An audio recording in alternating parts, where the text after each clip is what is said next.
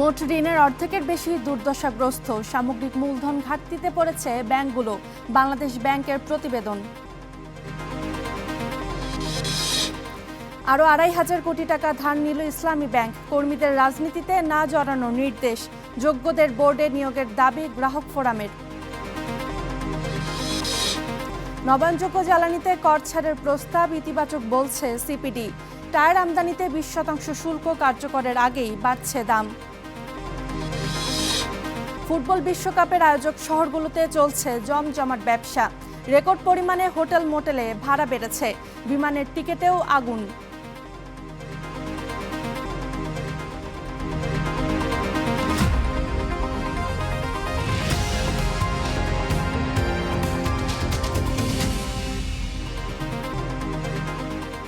স্বাগত স্টার বিস্ট্রোটের আয়োজনে, আপনাদের সাথে আছি আমি রোকসানা রিমি। দেশে ব্যাংক খাতে সমস্যাগ্রস্ত সম্পদ বা ঋণের পরিমাণ দাঁড়িয়েছে প্রায় ১১ লাখ কোটি টাকা। মঙ্গলবার রাতে বাংলাদেশ ব্যাংক প্রকাশিত আর্থিক স্থিতিশীলতা প্রতিবেদনে এই তথ্য উঠে আসে। এতে দেখা যায় গেল বছর ব্যাংক খাতে দুর্দশাগ্রস্ত ঋণের পরিমাণ ৪৪% বেড়ে ১০,৮৭,৫৯০ কোটি টাকা হয়েছে, যা ব্যাংক খাতের মোট বিতরণ করা ঋণের ৫৯%। ২০২৫ সাল শেষে ব্যাংকের বিতরণ করা ঋণের পরিমাণ ছিল ১৮,২০,০০০ কোটি টাকা। প্রতিবেদনে বলা হয়, দুর্দশাগ্রস্ত এসব ঋণ আদায়ের সম্ভাবনা খুব কম। এসব ঋণের মধ্যে আছে খেলাপি ঋণ, পুনর্তফসিল ও অবলোপন করা ঋণ। ঋণ বাড়ার ফলে ব্যাংক খাতের সামগ্রিক মূলধন ঘাটতি ঋণাত্মক হয়ে গেছে। অথচ প্রতিবেশী দেশ ভারত, পাকিস্তান ও শ্রীলঙ্কায় ব্যাংক খাতের মূলধন পর্যাপ্ততা ১৭% বেশি ধনাত্মক। আইএমএফের $৫.৫ বিলিয়ন শর্ত মেনে ২০২১ সাল থেকে এই ধরনের প্রতিবেদন প্রকাশ করে আসছে বাংলাদেশ ব্যাংক।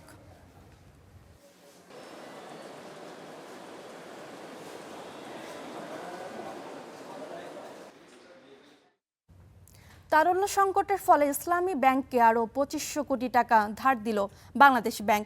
এদিকে রাজনৈতিক হস্তক্ষেপের বাইরে সৎ ও দক্ষ ব্যক্তিদের দিয়ে পর্ষদ গঠনের দাবিতে আজ কেন্দ্রীয় ব্যাংকের ডেপুটি গভর্নরের সঙ্গে বৈঠক করেছেন ব্যাংকটির সচেতন গ্রাহক ফোরামের প্রতিনিধিরা। সেই সঙ্গে প্রতিষ্ঠাকালীন মালিকদের কাছে ব্যাংকের শেয়ার ফিরিয়ে দেওয়ার দাবিও জানানো হয়। আইন অনুযায়ী পদক্ষেপ গ্রহণের আশ্বাস দিয়েছে বাংলাদেশ ব্যাংক। মঙ্গলবার ৭ দফা দাবিতে গভর্নর বরাবর স্মারকলিপি দেওয়ার পর বুধবার বাংলাদেশ ব্যাংকের গভর্নরের সঙ্গে দেখা করতে যান ইসলামী ব্যাংক সচেতন গ্রাহক ফোরামের প্রতিনিধিরা। সকাল ১০:৩০টায় ফোরামের ৩ সদস্যের একটি দল কেন্দ্রীয় ব্যাংকে আসেন। এ সময় গভর্নর তাদের সঙ্গে বৈঠকের জন্য ডেপুটি গভর্নর কবির হোসেনকে নির্ধারণ করে দেন। বৈঠকে রাজনৈতিক হস্তক্ষেপের বাইরে সৎ ও দক্ষদের দিয়ে পর্ষদ পুনর্গঠন সহ ৭ দফা দাবি জানান তারা। এ সময় ব্যাংকের প্রতিষ্ঠাকালীন মালিকদের শেয়ার ফিরিয়ে দেওয়ার দাবি জানানো হয়। এমন একটা পরিচালনা পরিষদ দিবেন যেই পরিচালনা পরিষদের চেয়ারম্যান সহ সকল সদস্য হবে দল নিরপেক্ষ এবং যাদের আর্থিক কোনো কেলেঙ্কারি থাকবে না, সাবেক মালিকদের কাছে ফিরিয়ে দেওয়া অথবা আইপিও হিসেবে গেলে বাজারে বিক্রি করে দেওয়া। বাংলাদেশ ব্যাংক থেকে আইন অনুযায়ী সকল দাবি পূরণের আশ্বাস দিয়েছে বলে জানায় গ্রাহক ফোরাম। ইসলামী ব্যাংকের সাবেক এমডি ওমর ফারুক খানকে ফেরানোর বিষয়ে নতুন পর্ষদ সিদ্ধান্ত নেবে বলে জানিয়ে দিয়েছে কেন্দ্রীয় ব্যাংক। বাংলাদেশ ব্যাংকের ডেপুটি গভর্নর মহোদয় আমাদেরকে আশ্বস্ত করেছেন যে ইসলামী ব্যাংকের একটি সুন্দর পরিচালনা পরিষদ দেওয়া হবে। ওমর ফারুক খানকে দেওয়া হলে ব্যাংক অতি দ্রুত আবার সামনের দিকে অগ্রসর হবে। এ সময় সাংবাদিকদের প্রশ্নের জবাবে ইসলামী ব্যাংক নিয়ে কথা বলেন ব্যাংক মালিকদের সংগঠনের সভাপতি। আর ব্যাংকটিতে অতি দ্রুত নতুন পর্ষদ দেওয়ার কাজ চলছে বলে জানান বাংলাদেশ ব্যাংকের মুখপাত্র।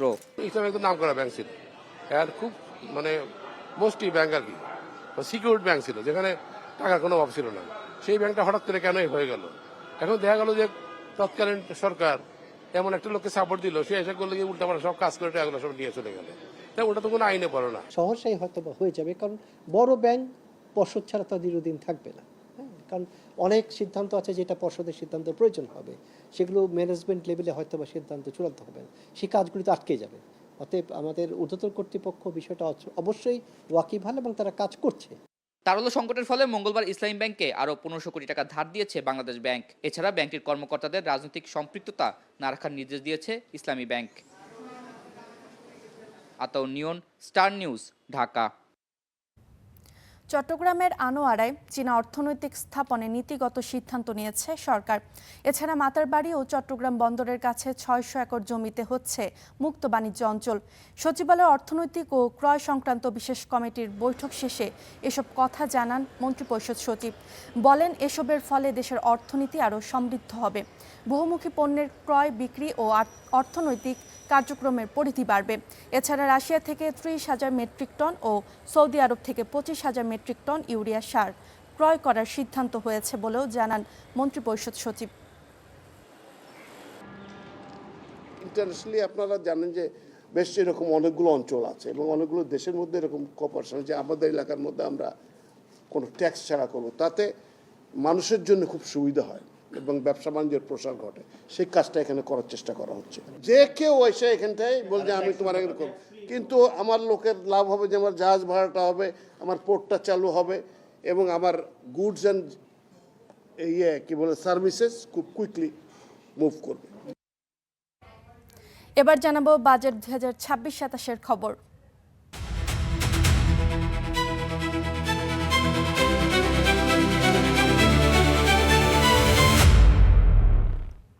নতুন বাজেটে নবায়নযোগ্য জ্বালানির পেছনে সরকারের নানা রকম কর ছাড়ের প্রস্তাবকে ইতিবাচক হিসেবে দেখছে গবেষণা প্রতিষ্ঠান সিপিডি। তবে জীবাশ্ম জ্বালানি আমদানিতে কর ছাড় অব্যাহত থাকলে নবায়নযোগ্য খাতে ছাড়ের সুফল মিলবে না বলে মনে করছে প্রতিষ্ঠানটি। জ্বালানি খাতের বাজেট নিয়ে এক সংবাদ সম্মেলনে এসব কথা জানায় সিপিডি। দেশের উৎপাদিত বিদ্যুতের মোট ৫% নবায়নযোগ্য জ্বালানির ২০৩০ সালের মধ্যে এটি বাড়িয়ে ২০ থেকে ৩০% নেওয়ার পরিকল্পনা আছে সরকারের। বিশেষজ্ঞরা মনে করছেন, নতুন বাজেটে নবায়নযোগ্য জ্বালানি বাস্তবায়নে সরকারের নানা কর ছাড়ের পদক্ষেপ ইতিবাচক ভূমিকা রাখবে। নেট রেজাল্টটি কমপ্লিটলি সাবসিডি নির্ভর একটা পাওয়ার এবং এনার্জি সেক্টর আমরা পেয়েছি। খুব সহজ কথা, এই কাঠামোটা ভাঙাটাই হচ্ছে সবচেয়ে বড় চ্যালেঞ্জ। এই ভাঙনের সুরটা এই বাজেটের ভেতরে আছে। তবে কয়লা আমদানিতেও শুল্ক রেয়াতের মেয়াদ ২০৩০ সাল পর্যন্ত বাড়ানোর প্রস্তাব করা হয়েছে বাজেটে। এতে আপত্তি জানিয়ে সিপিডি বলছে, এলএনজি সহ জীবাশ্ম জ্বালানিতে কর সুবিধা অব্যাহত রাখলে নবায়নযোগ্য জ্বালানিতে সুফল নাও মিলতে পারে। জীবাশ্ম জ্বালানিকে বাড়তি সুবিধা দেওয়া, এলএনজি কে সুবিধা দেওয়া, কয়লাকে সুবিধা দেওয়া, তেলকে সুবিধা দেওয়া, এই জায়গাগুলোকে কমানোর জন্য অনুরোধ করছি। নেট মিটারিং এর জন্য এখন একটা বড় প্রতিবন্ধকতা হয়ে দাঁড়িয়েছে পল্লী বিদ্যুৎ। পল্লী বিদ্যুতের কাছে প্রচুর অ্যাপ্লিকেশন জমা আছে, তারা শুধুমাত্র বিভিন্ন রকমের অনিয়ম দুর্নীতির জন্য অ্যাপ্রুভাল দিচ্ছেন না তারা, এবং অন্য রকমের যে জ্বালানি খাতের সাথে অন্য কিছু স্বার্থের কারণেও যেহেতু ওখান থেকে তারা কমিশন পান, সেটার জন্য তারা ধরে রেখেছে নেট মিটারিং এর এগুলো দিতে চান না তারা। শুধুমাত্র কর ছাড় নয়, জ্বালানি নিরাপত্তা নিশ্চিতে আমদানি নির্ভরতা থেকে বের হওয়া এবং নো ইলেকট্রিসিটি নো পেমেন্ট নীতি বাস্তবায়নের পরামর্শ দেন বক্তারা। নো ইলেকট্রিসিটি নো পে এই আর কাঠামোতে যাওয়া, যাতে সরকারের উপরে ক্যাপাসিটি পেমেন্টের আর কোনো ক্লজ না থাকে। মাজহার মাহবুব, স্টার নিউজ, ঢাকা। সরকারের প্রস্তাবিত বাজেটে রাজস্ব আদায়ের লক্ষ্য পূরণ, মূল্যস্ফীতি নিয়ন্ত্রণ ও আর্থিক খাতের দুর্বলতা কমানোই সবচেয়ে বড় চ্যালেঞ্জ বলে মনে করছেন বিশেষজ্ঞরা। দুপুরে ইকোনমিক রিপোর্টার্স ফোরাম ইআরএফ মিলনায়তনে বাজেটের রাজনৈতিক দৃষ্টিকোণ নিয়ে আয়োজিত সেমিনারে এসব চ্যালেঞ্জের কথা উঠে আসে। এ সময় প্রস্তাবিত বাজেটের বিভিন্ন কার্ডে বিশাল বরাদ্দের পেছনে দলীয় জনবলকে আর্থিক সুবিধা দেওয়ার কৌশল বলে মন্তব্য করেছেন বিরোধী দল জামায়াত ইসলামীর সংসদ সদস্য নুরুল ইসলাম বুলবুল। আলোচনায় বিশেষজ্ঞরা কর কাঠামোর সমালোচনা করে বলেন, করমুক্ত আয়ের সীমা 25,000 টাকা বাড়িয়ে এরপর সরাসরি 10% করা সাধারণ মানুষের সঙ্গে শুভঙ্করের ফাঁকি।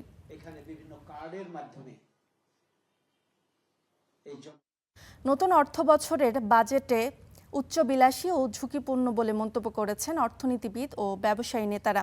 তাদের শঙ্কা, রাজস্ব আদায়ের বড় লক্ষ্য অর্জনের চাপে পড়ে করদাতারা হয়রানির মুখে পড়তে পারেন। রাজধানীর গুলশানে এমসিসিআই ও পিআরআই আয়োজিত বাজেট আলোচনায় এসব কথা উঠে আসে। নতুন অর্থবছরের জন্য উচ্চাভিলাষী বাজেট দিয়েছে সরকার। এতে জনকল্যাণমুখী পরিকল্পনা থাকলেও আয় ও বিদেশি অর্থায়নের লক্ষ্য পূরণ না হলে বিপর্যয়ের মুখে পড়ার সম্ভাবনা রয়েছে। বুধবার রাজধানীর মেট্রোপলিটন চেম্বারের গুলশান কার্যালয়ে বাজেট পরবর্তী আলোচনায় এমন শঙ্কার কথা উঠে আসে। এ সময় এমসিসিআই সভাপতি বলেন, রাজস্ব আদায়ের বড় লক্ষ্যমাত্রা অর্জনে মাঠ পর্যায়ের করদাতারা হয়রানির শিকার হতে পারেন। বাজেটটি সময়োপযোগী হলেও এর বাস্তবায়ন প্রক্রিয়া অত্যন্ত চ্যালেঞ্জিং হবে বলে প্রতীয়মান হয়। এনবিআর যেখানে সংশোধিত লক্ষ্যমাত্রার মাত্র 65% বা 3.27 লক্ষ কোটি টাকা রাজস্ব আহরণ করতে পেরেছে, সেখানে কোনো ব্যাপক কাঠামোগত সংস্কার ছাড়া নতুন অর্থ বছরের রাজস্ব লক্ষ্যমাত্রা অর্জন করা অত্যন্ত দুরূহ। আলোচনায় বক্তারা বলেন, নতুন বাজেটে বিদ্যুৎ, জ্বালানি ও ব্যাংকিং খাতে বড় ধরনের দায় রয়েছে, যা ভবিষ্যতে সরকারের উপর চাপ সৃষ্টি করতে পারে। আমাদের যে ট্যাক্স ইনসেন্টিভগুলো আছে, যে ট্যাক্স এক্সপেন্ডিচার সবার জন্যই আমরা ডিসকারেজ করতে যাচ্ছি, এটাকে পিওর কার্টা ব্রাঞ্চ না রেখে আমরা যদি পারফরমেন্স লিঙ্ক করতে পারি, যদি পারফরমেন্সটা ডেলিভার করতে পারে, then you get reduce rate in energy. That could be one of the way of it. এটা আসলে বিভিন্ন দেশে প্র্যাকটিস আছে। আলোচনায় প্রধানমন্ত্রীর অর্থ উপদেষ্টা বলেন, জ্বালানি সুরক্ষায় কৌশলগত মজুত ব্যবস্থা তৈরি করা হবে, যেন ভবিষ্যতে বাংলাদেশ জ্বালানি নিশ্চয়তার হাবে পরিণত হয়। ওই মাথার বাড়িতে যদি আপনি একটা পুরোটাই হচ্ছে এনার্জি সিকিউরিটি হাব করা হতো, সো আমরা ফোর্থ তাহলে এনার্জি কি করব, যে কৌশলগত মজুত। পঞ্চম হচ্ছে we are trying to have a energy security hub for the whole region. Bank খাতের সংকট, বেসরকারি বিনিয়োগ বৃদ্ধি এবং দেশের উৎপাদন খাতগুলো সচল রাখা সহ বিভিন্ন চ্যালেঞ্জের মুখে নতুন অর্থবছর। তাই সরকারকে সুপরিকল্পিতভাবে আগানোর পরামর্শ আলোচকদের। আমাদের হার্ড কোর ইম্পর্টেন্ট এক্সপেন্ডিচার কি কোন কোন জায়গায় আমরা কোনগুলিকে প্রোটেক্ট করব। Tamjid Ahmed, star news, Dhaka. বিভিন্ন ধরনের টায়ার আমদানিতে 20% শুল্ক বাড়ানোর প্রস্তাব করা হয়েছে এবারের বাজেটে। এর ফলে পণ্য পরিবহন ব্যয় বৃদ্ধি, মূল্যস্ফীতিতে নতুন চাপ তৈরির শঙ্কা করছেন খাত সংশ্লিষ্টরা। এদিকে বাজেটের প্রস্তাবনার পরপরই বেড়েছে টায়ারের দাম। আরও জানাচ্ছেন সৈয়দ তামিম মাহমুদ। ব্যস্ত সড়ক মহাসড়কে চাকা ঘোরার উপরে সচল থাকে দেশের অর্থনীতি। সেই চাকার টায়ারের বাজারে এখন রীতিমতো লঙ্কাকাণ্ড। বাজারে টায়ার আমদানিতে সম্পূরক ও নিয়ন্ত্রণমূলক শুল্ক 20% বাড়ানোর প্রস্তাবের পরপরই চট্টগ্রামে বেড়ে গেছে বিভিন্ন ধরনের টায়ারের দাম। এই যেমন পিকআপের 9,000 টাকার টায়ারের দাম 44% বেড়ে হয়েছে 13,000 টাকা। অন্য টায়ারের দামও ঊর্ধ্বমুখী। দামের এমন উল্লম্ফনে রীতিমতো মাথায় হাত পরিবহন সংশ্লিষ্টদের। বাজারের দাম বাড়ার ওরা বসার আগে এখানে দোকানদার করে বাড়ায় বলছে, ওরা সিন্ডিকেট করে মাল এগুলোকে কি রাখি দিছে, কিন্তু বের করতেছে না। বাজেট ঘোষণার পরপরই এমন দাম বৃদ্ধির পেছনে নেই যৌক্তিক কোনো জবাব। আগে ছিল ধরেন আপনার 17,000, এখন নিচ্ছে 21,000, আগে যে টায়ার ছিল 12,000, এখন এটা নিচ্ছে 15,000। খাত সংশ্লিষ্টরা বলছেন, শুল্ক বাড়ানোর ঘোষণায় বড় ধাক্কা খেতে যাচ্ছে এই খাত।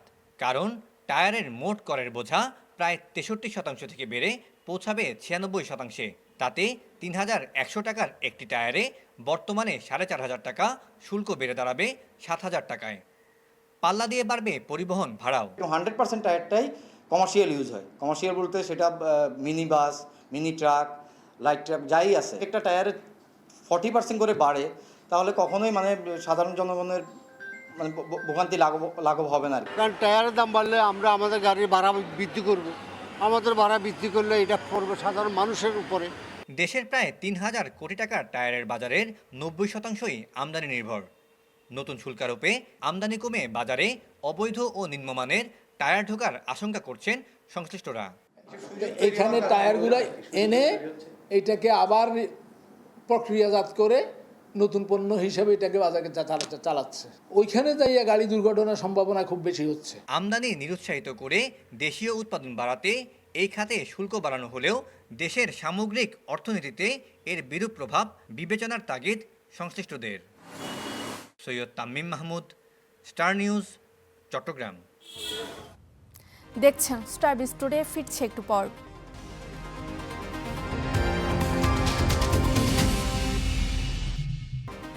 দেখছেন স্টার বিজ টুডে।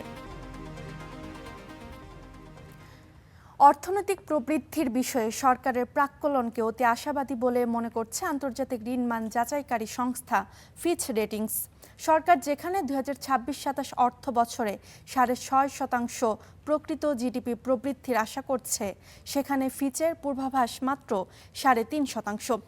এর কারণ হিসেবে সংস্থাটি বাংলাদেশের ভেঙে পড়া ব্যাংকিং খাত, বেসরকারি খাতে দুর্বল ঋণ প্রবৃদ্ধি, নীতিগত দুর্বলতা ও অনিশ্চিত বৈশ্বিক পরিস্থিতিকে উল্লেখ করেছে। মঙ্গলবার প্রকাশিত এক প্রতিবেদনে বৈশ্বিক ঋণ মান নির্ণয়কারী সংস্থা এই তথ্য জানিয়েছে। ফিচ বলছে রাজস্ব আদায়ের ব্যবস্থা সঠিক বাস্তবায়নই হবে আগামী অর্থবছরের প্রধান আর্থিক চ্যালেঞ্জ।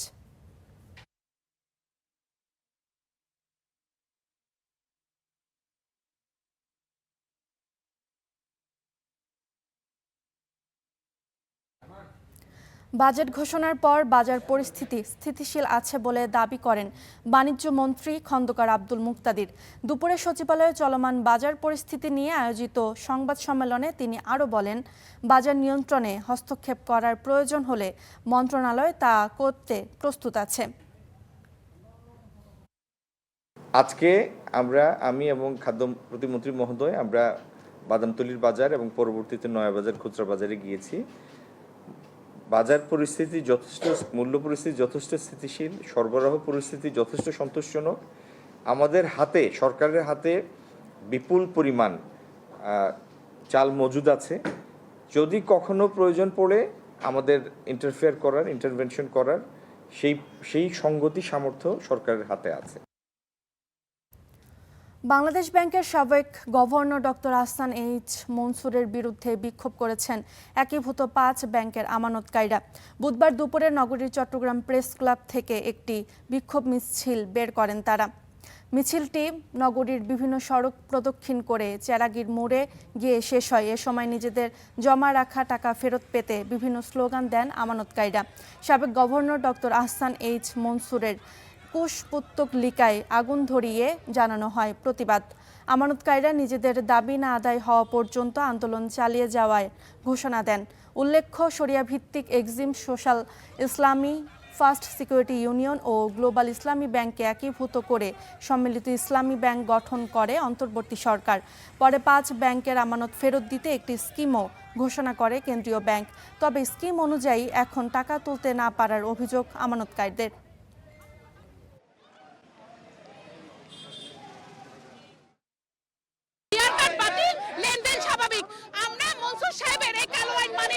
আমরা আজকে 2 বছর কোনো টাকা পয়সা পাচ্ছি না। আমাদের পরিবার পরিজন নিয়ে আমাদের লেখাপড়া, বাচ্চাদের লেখাপড়া, চিকিৎসা সবকিছু থেকে আমরা বঞ্চিত। আমরা গত কিছুদিন আগে ঈদ গেছে, আমরা ঈদ করতে পারিনি। এই ব্যাংকে টাকা রাখার কারণে আমরা অভাব অনটনের মধ্যে পড়ে গেছি।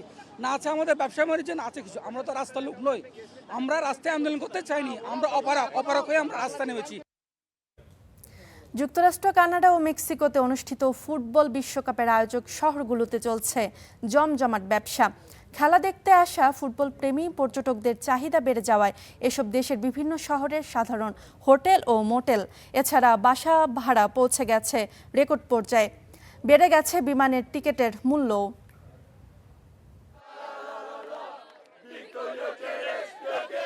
ফিফা বিশ্বকাপে লাখো ফুটবল ভক্তের আগমনে মুখর হয়েছে আয়োজক দেশগুলো। 2026 সালের বিশ্বকাপের 104টি ম্যাচ দেখতে প্রায় 65 লাখ দর্শক স্টেডিয়ামে আসবেন।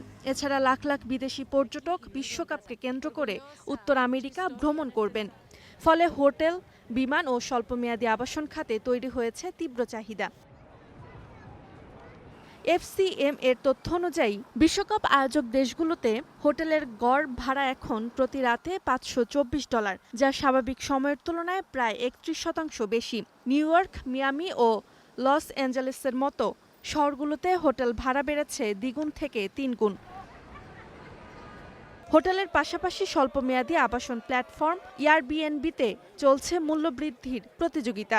আয়োজক শহরগুলোতে এসব আবাসনের দৈনিক গড় ভাড়া $216 থেকে বেড়ে $450 পৌঁছেছে। এই সুযোগকে কাজে লাগাতে অনেক বাড়ির মালিক তাদের বাসা স্বল্পমেয়াদী ভাড়া দিচ্ছেন। ফলে কিছু শহরে ভাড়ার জন্য তালিকাভুক্ত বাসার সংখ্যা 40% বেশি বেড়েছে। শুধু আবাসন নয়, বাড়ছে আকাশপথের চাপও। বিশ্বকাপ উপলক্ষে আয়োজক শহরগুলোতে আন্তর্জাতিক ফ্লাইট বুকিং 10 থেকে 60% পর্যন্ত বেড়েছে। বিশেষ করে আর্জেন্টিনা, ব্রাজিল, জার্মানি ও ফ্রান্স থেকে যুক্তরাষ্ট্রগামী ফ্লাইটের চাহিদা সবচেয়ে বেশি। এর ফলে অনেক রুটে ইকোনমি ক্লাসের টিকিটের দাম 20 থেকে 50% পর্যন্ত বেড়েছে। চাহিদা সামাল দিতে delta airlines, United airlines, air Canada সহ উত্তর আমেরিকার বিভিন্ন বিমান কোম্পানি অতিরিক্ত ফ্লাইট যুক্ত করেছে। Roksana Rimi, star news. এই ছিল স্টার বিস্টুডের আয়োজনে এতক্ষণ সঙ্গে থাকার জন্য ধন্যবাদ।